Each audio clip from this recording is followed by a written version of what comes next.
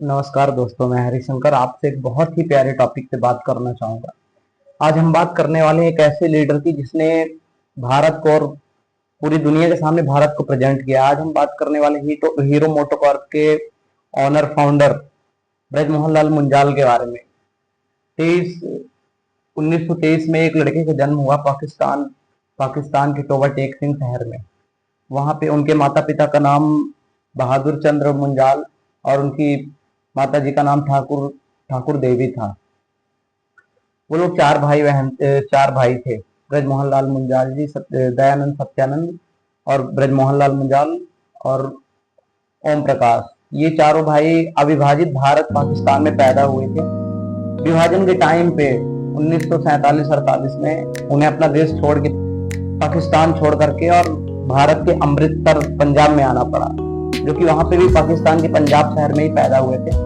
लेकिन विभाजन के बाद स्थिति इतनी ज्यादा बिगड़ चुकी थी कि उनको रिफ्यूजी बन के भारत पे आना पड़ा और भारत के लिए वो शरणार्थी बन के आए भारत में। और यहाँ पे आने के बाद उन्होंने बहुत से छोटे मोटे काम किए और काम करने के बाद 1956 में उन्होंने पहली नींव रखी एक छोटी सी साइकिल के पार्ट बनाने वाली कंपनी हीरो की स्थापना करी, छोटी सी कंपनी। और उससे उन्होंने शुरुआत की। 50,000 रुपए लोन लिया उन्होंने, लोन कह सकते हैं या कि कर्जा, कि लोगों से उन्होंने इकट्ठा किया और एक छोटी सी दुकान से शुरुआत करी। पर उस टाइम में साइकिल के पार्ट्स बहुत महंगे थे और मोस्टली इंग्लैंड से इम्पोर्ट होते थे। इस अपॉर्चुनिटी को चारों भाइयों ने भापा और उसकी तरफ अपना कदम बढ़ाया कि हमारे लिए सबसे बेस्ट ऑप्शन हो सकता है। अगर हमने इस मार्केट को फिलअप कर दिया तो हम इसके लिए इधर के मार्केट किंग बन सकते हैं। ये करते करते उनका नाम हुआ चारों भाइयों का। लेकिन इन सब में लीडर थे ब्रजमोहन लाल मुंजाल जी, जो कि तीसरे नंबर के थे और वो इस काम में बहुत आगे थे। इतना आगे थे कि हर एक चीज को भाप करके और बेहतर से बेहतर तरीके से डिजाइन करके उस चीज को बेहतर से बेहतर मैनेज कर लेते थे।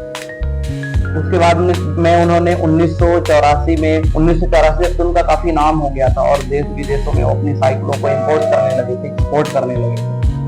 उसके बाद 1984 में जापान की होंडा कंपनी इंडिया आना चाहती थी और उस टाइम पे लाइसेंस राज था। लाइसेंस राज होने की वजह से कोई भी अगर विदेशी कंपनी अपने इंडिया पे आती है तो उसके लिए एक रूल था कि उनको पहले इंडिया की किसी कंपनी के साथ ज्वाइंट वेंचर स्टार्ट करना पड़ेगा, फिर वो इंडिया में एंटर हो सकते हैं। अगर ज्वाइंट वेंचर स्टार्ट नहीं कर रहे हैं तो वो इंडिया पे नहीं आ सकते। तो इस वजह से ब्रजमोहन लाल मुंजाल साहब को एक बहुत ही बेस्ट अपॉर्चुनिटी दिखी और वो उनसे मिलने जापान गए। जापान जाने के बाद यामाहा स्कॉट और काइनेटिक मोटर, ये सभी उनके साथ में गए थे राइवल की तरह, और गए और उसमें विनर अपने ब्रजमोहन लाल मुंजाल साहब गए। फाइनली 1984 में प्रोडक्शन स्टार्ट हुआ और ब्रजमोहन लाल मुंजाल साहब के पास 26% स्टेक्स थे। 26% थे होंडा के पास और 48% थे और जो पब्लिक थी उनके पास में उसके स्टेक्स थे। और ये सब होने के बाद में बहुत ही प्यारा काम चल रहा था कि होंडा और हीरो के बीच में कुछ ऐसी गलतियां हुई कि जिस वजह से उनको ये अपना ज्वाइंट वेंचर तोड़ना पड़ा। 2011 में फाइनली ज्वाइंट वेंचर टूटा और हीरो ने वो जो 26% स्टेक्स थे उसको वापस लिए। और यहाँ पे ब्रजमोहन लाल मुंजाल साहब की लीडरशिप इतना काम करती है कि जब उस टाइम पे होंडा आंख दिखाने लगा था कि आप हमारे बगैर R&D भी नहीं कर सकते और आप हमसे बगैर पूछे कहीं पे भी अपनी टू व्हीलर लॉन्च नहीं कर सकते, और इंजन जो है वो हम ही दे सकते हैं। इंजन की टेक्नोलॉजी आप ले नहीं सकते कहीं से और इंजन खुद का आप डेवलप नहीं कर सकते। उस टाइम में ब्रजमोहन लाल मुंजाल साहब के दिमाग पे ये बात आई थी कि कल की दिन ये हमें आंख भी दिखा सकता है। उसी टाइम पे उन्होंने चोरी छुपके और खुद का R&D डिपार्टमेंट बना करके और उस काम को आगे बढ़ाया। फाइनली जब 2011 में ज्वाइंट वेंचर टूटा उस टाइम में मुंजाल साहब 88 साल के थे और उनके चेहरे पे एक बेहद ही खूबसूरत मुस्कान थी।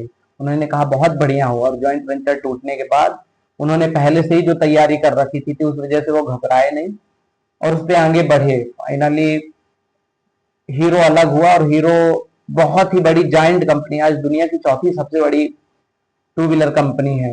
इसकी सबसे बड़ी सक्सेसर गाड़ी रही है स्प्लेंडर, जिसने हीरो को एक नई पहचान दी है और देश विदेशों को ये गाड़ियां इंपोर्ट एक्सपोर्ट करने लगे थे मुंजाल साहब।